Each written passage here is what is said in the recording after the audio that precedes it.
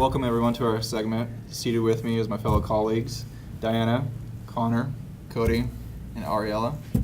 We're going to be discussing an issue today that's all of us share. It's the cost of living for students. And to lead our conversation, we're going to be talking about how the educational system has failed us in some step of the way. But we really want to discuss, like, whose responsibility should it be? Should it be us? Should it be the government? Or should it be our parents? Let's talk about it. Well, I think it should be a mandatory thing for the educational system to sort of set the precedence for us to take a financial class to really lead us in the right direction for once we're done here. I know myself, I don't know too much about how to budget. I don't know how to balance my tuition and schooling with a full-time workload. So I think it really starts with the educational system to make a mandatory class or section for all students to take. Yeah, I would agree. Where do you think that should start? Should it start in like middle school or high school? What do you think? Previously, there were like middle school, high school economics classes where you had to learn how to cook for yourself, basic sewing skills, and part of that was learning how to balance a checkbook. That's something that my parents had to go through. So sometime in the interim of them going to high school and us being like starting our education, that is something that has been taken out of the educational system. And admittedly, my dad was born and raised in Michigan, so that's not necessarily something quite California, but it probably was here as well, a mandatory class that had to be taken. And if I can add to that, I think a lot of concern is kind of just placed onto the fact that students in high school or elementary school or middle school don't really have the amount of time to actually get through these courses.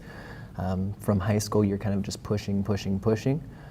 So one of the ideas that have been proposed by different economists is actually to introduce this into your math classes, going from algebra or geometry, various different areas where you can actually include these. I think that would be a great place to put them in. Yeah, that makes sense.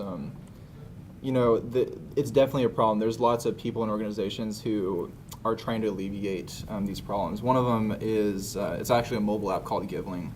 And the founder of it struggled, just like all of us, to get out of debt as a student. And this mobile app is basically crowdfunding people's student loans up to $50,000. And the way that that's done is people interact with advertisements through the phone, and that revenue that's gained from other companies gets to help pay out some people's debt. And so I think that's a really noble thing. And I think there's lots of solutions that not just companies could have, but also, of course, the government. And I think this issue of education should be the government's highest priority because it would help in all parts of our economy. Yeah, especially since recently the Federal Reserve announced that there's $1.5 trillion of student loan debt.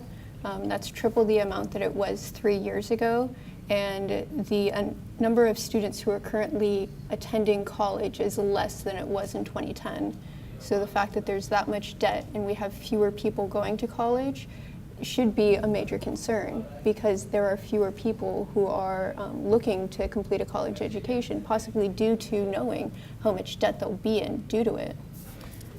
And I think it's unfortunate too, because it's not as black and white as we maybe want it to seem. There's maybe no one solution for us to get to that point, but I think tying back into our previous conversation or topic is that it starts in the education system. So we start there and then try and let it progress further. And there's just unfortunately no one solution to this whole thing. I'm a first-generation college student. I don't know what everyone else's story, but it's so important to have a support system when you're going through all this. I don't know. Ariel, are you first generation? I am.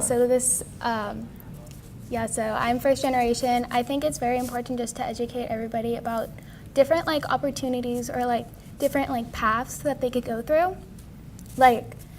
It's not like they have to pull out a loan or a grant. There are other pathways like community college or I know for one of my friends, she's a UC student, and unfortunately she couldn't get financial aid because her family was so, they were well off, but they weren't rich, per se.